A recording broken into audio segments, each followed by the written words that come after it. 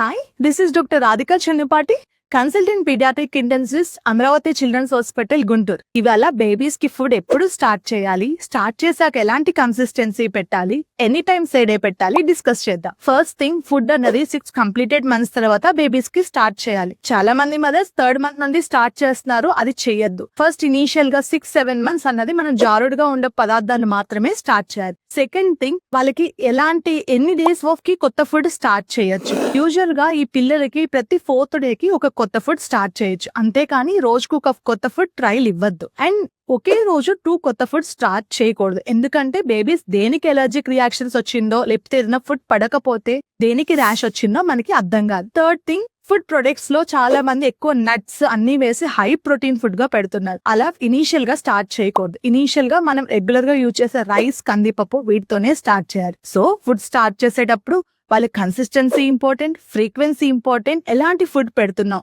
కూడా important. So జాగ్రత్తగా start చేయండి. Thank you.